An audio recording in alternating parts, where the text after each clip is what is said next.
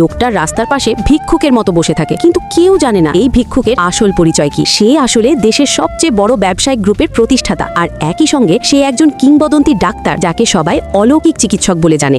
একদিন সে আগের মতোই রাস্তায় বসেছিল। হঠাৎ সে একটা চমকে দেওয়া খবর শুনতে পেল। দেশের সবচেয়ে ধনী ব্যবসায়ী রহমান সাহেব ঘোষণা দিয়েছেন, যে কেউ তার বড় মেয়ের কঠিন রোগ ভালো করতে পারবে তিনি সেই মানুষকেই জামাই করবেন, আর তার হাতে তুলে দেবেন হাজার কোটি টাকার সম্পদ। কারণ রহমান সাহেবের বড় মেয়ে রিমি, সে নাকি দেশের সবচেয়ে সুন্দরী মেয়ে। দেশের সবচেয়ে সুন্দরী মেয়ে? এই কথা শুনে ভিক্ষুকের চোখ চকচক করে উঠল। সে সঙ্গে সঙ্গে ফোন বের করে তার সহকারীকে বলল, কোম্পানির সব কাজ তুমি সামলাও, আমি একটু গুরুত্বপূর্ণ কাজে যাচ্ছি। তারপর সে সরাসরি রওনা দিল রহমান সাহেবের বাড়ির দিকে। অন্যদিকে রহমান সাহেব তখন ভীষণ দুশ্চিন্তায়। তার মেয়ের অদ্ভুত রোগ কোনো ডাক্তারই ধরতে পারছে না। তিনি দেশের 3 জন সেরা ডাক্তারকে ডেকে এনেছেন, কিন্তু তারাও মিলে কোনো সমাধান বের করতে পারছে না। তারা বলল, এই রোগ পৃথিবীতে শুধু একজনই ভালো করতে পারে, সে হলো কিংবদন্তি চিকিৎসক মহাগুরু ডাক্তার। কিন্তু সমস্যা হলো এই ডাক্তারকে কেউ কখনো খুঁজে পায় না। সবাই যখন হতাশ হয়ে পড়েছে, তখন রহমান সাহেবের ছোট মেয়ে নিশা রাস্তায় বের হলো ডাক্তারের খোঁজে। হঠাৎ সে সেই ভিক্ষুক মানুষটাকে দেখতে পেল। লোকটার অবস্থা দেখে তার মায়া হলো। সে কিছু টাকা দিয়ে সাহায্য করলো। এই ছোট্ট দয়ার কাজটাই ভিক্ষুককে নাড়িয়ে দিল। লোকটা বলল,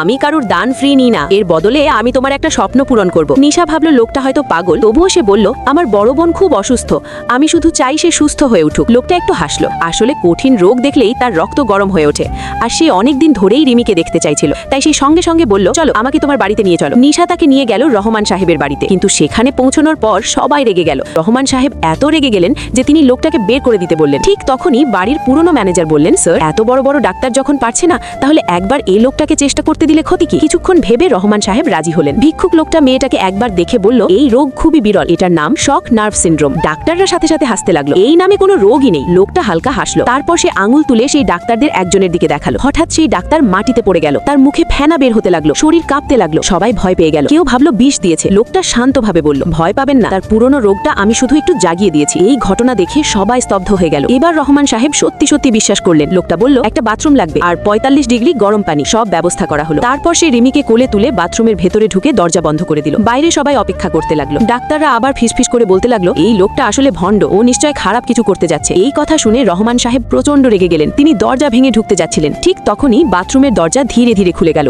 আর দরজা খোলার পর সবাই যা দেখলো তা দেখে পুরো ঘর এক মুহূর্তে স্তব্ধ হয়ে গেল।